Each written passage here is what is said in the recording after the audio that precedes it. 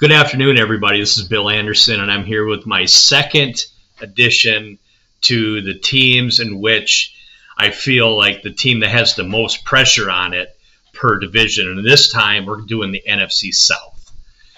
And I was really thinking about this, and I was really thinking that Dennis Allen, Derek Carr, and the New Orleans Saints would have the most pressure on them. Just they gave Dennis Allen another shot. I probably wouldn't have after last season.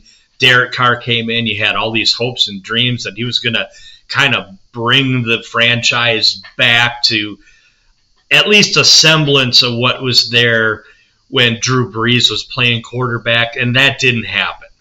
And part of it, Derek Carr got hurt early. I think it was week 3 against the Packers.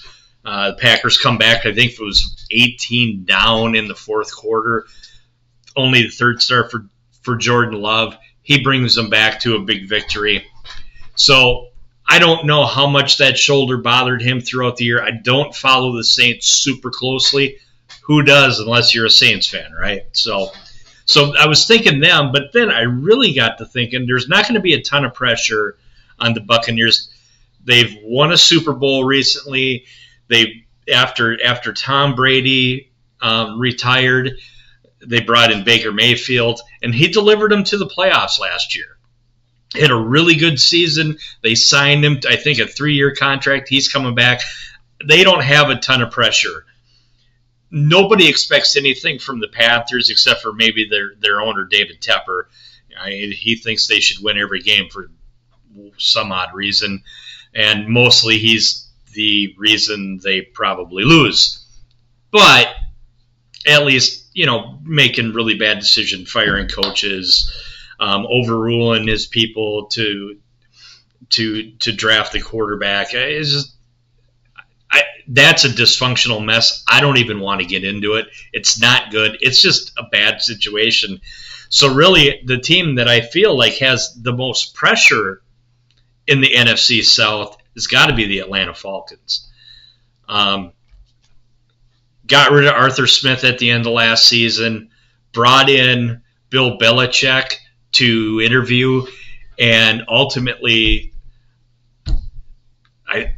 they just said no. They said no to Belichick, and I really think it was probably the right decision because I know Bill Belichick wants to have total control over personnel, and he's just sucked at it really bad in New England for a long time.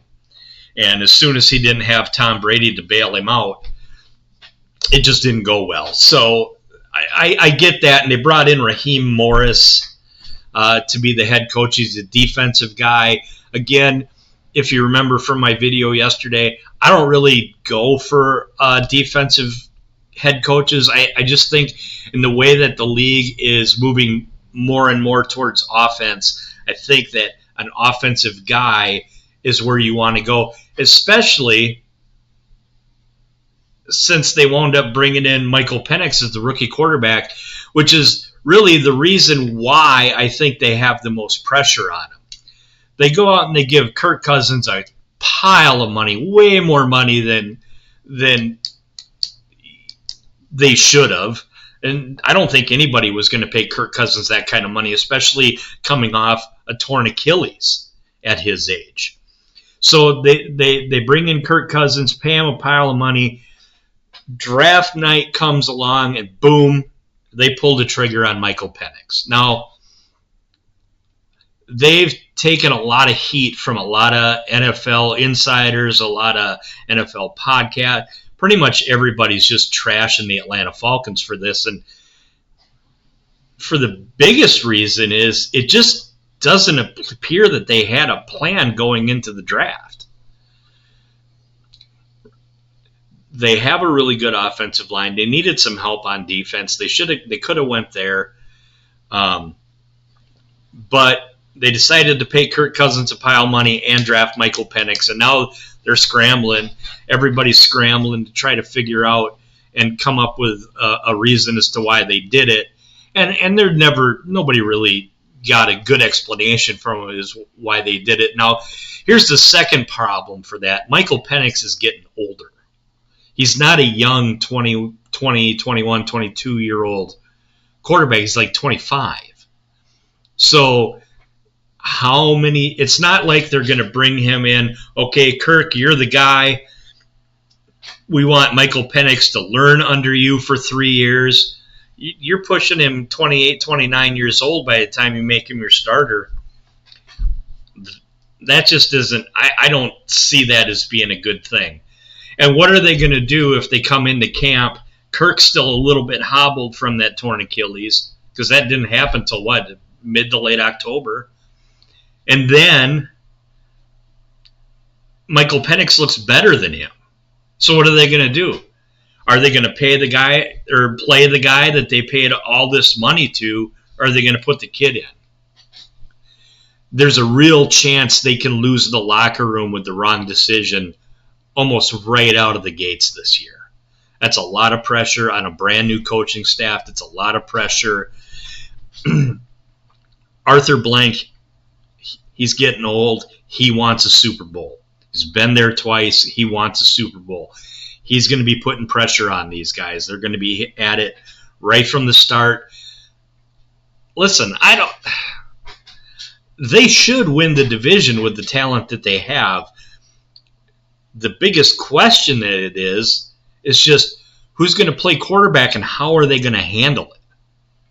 I don't know, man. If it was me and I was running that draft room, I would have stayed away from Michael Penix, but they didn't. They're at it. And now they got a mess on their hands, and it'll be really interesting to see how they handle this situation come the start of the season. It'll be fun to watch. It'll fun to see what happens. Are they going to keep Kirk, have him start for the year, and go, okay, Kirk, we're going to trade you somewhere else, and it might be kind of hard to trade an aging quarterback depending on how well he plays this year. I think Kirk Cousins is a little better than what a lot of people think he is, but he's not a Hall of Famer. But the guy can throw for yards, he can throw for completions, he's got weapons there. He might be able to step in, have a really good year, and then they trade him off. It'll be really interesting to see how the Falcons do it. If I was going with it this year, that would be the game plan that I had. Kirk, you're our guy this year. Kirk's a good guy. He'll take Michael Penix under his wing. He'll show him how to be a pro, and then next year Penix takes the reins over and leads hopefully for that franchise, can lead them into the future. We'll see what happens. It'll be really interesting. This is going to be interesting. All right, you guys, have a great afternoon. Don't forget to hit that like and subscribe if you liked it. Hit the share button. Share it with people. Help me get this out. All right, y'all, have a great afternoon. Bye.